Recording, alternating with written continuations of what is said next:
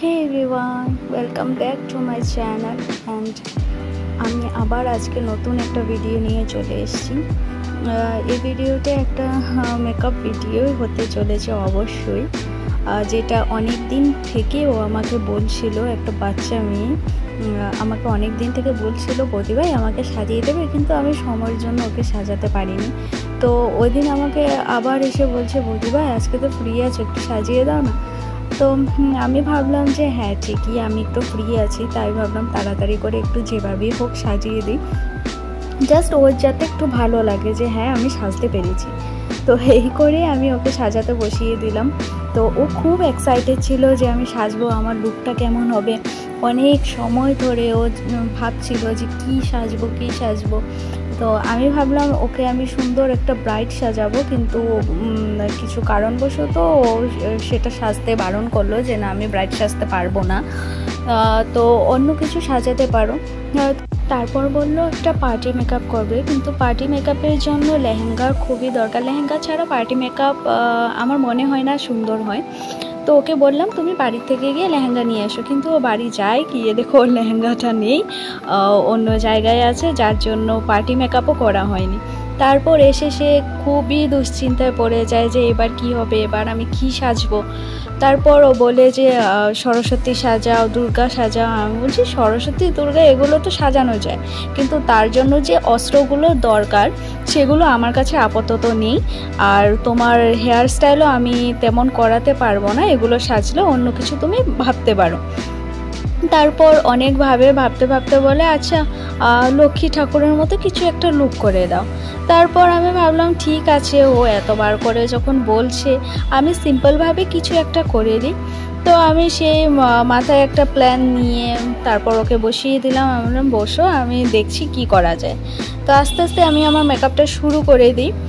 জানি না কতটুকু কী হয়েছে, কতটুকু পেরেছি। হ্যাঁ আমি লক্ষ্মী ঠাকুর করারই চেষ্টা করেছি, কিন্তু লক্ষ্মীর জন্যও অনেক কিছু দরকার হয়, যেমন সরস্বতী দুর্গার জন্য দরকার হয় তেমন লক্ষ্মী ঠাকুরের জন্য দরকার হয় অনেক অস্ত্র বলতে না, যেমন মুকুটের দরকার হয়। তো এগুলো মুকুট আমার কাছে ছিল না, আমি যেমনটা পেরেছি সিম্পলের মধ্যে ওকে মেকআপটা করে দেওয়ার চেষ্টা করেছি। তো ও আমার মেকআপটা দেখে খুবই খুশি হয়েছিল, খুব এক্সাইটেড ছিল, খুব খুশি হয়েছিল। বাড়িতে গেছে মেকআপটা নিয়ে, যে দেখো আমার মেকআপটা কেমন হয়েছে, বৌদিভাই সাজিয়ে দিয়েছে, সবাইকে দেখাচ্ছিল।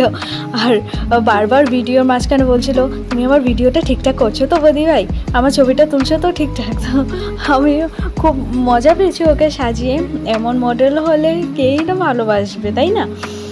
তো আস্তে আস্তে দেখো আমার লুকটা কমপ্লিট হয়ে যাচ্ছে। আমি এখানে আই মেকআপটা করে নিলাম, আর এখানে কারেন্টটা চলে গেছিলো, কারণ আমাদের বাড়িতে কারেন্টের কিছু কাজ চলছিল, যার জন্য কারেন্টটা চলে যায়। আর আমি মাঝখানে ভিডিও ক্লিপও নিতে পারিনি, আমি লাস্টের দিকে কিছু ভিডিও ক্লিপ নিই। আমার ইচ্ছে ছিল এই মেকআপটার পুরোটা ভিডিও করার, কিন্তু তা হয়নি, কারণ সে কারেন্টের জন্য অন্ধকারে আমি তেমন ভিডিও করতে পারিনি।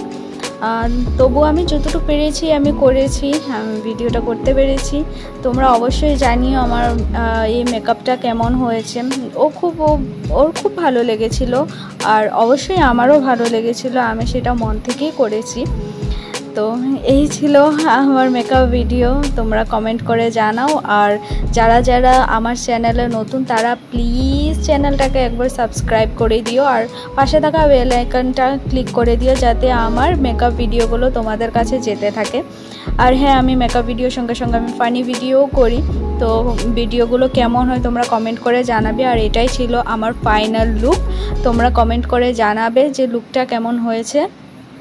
হ্যাঁ আমি জানি মুটুক টুটুক তেমন কিছু ছিল না, লক্ষ্মী ঠাকুরের যা দরকার এগুলো আমার তেমন কিছু ছিল না, কিন্তু আমার কাছে যা ছিল আমি তাই দিয়ে লুকটা কমপ্লিট করার চেষ্টা করেছি। So thank you so much আমার ভিডিওটা লাস্ট অবধি দেখার জন্য। Thanks a lot.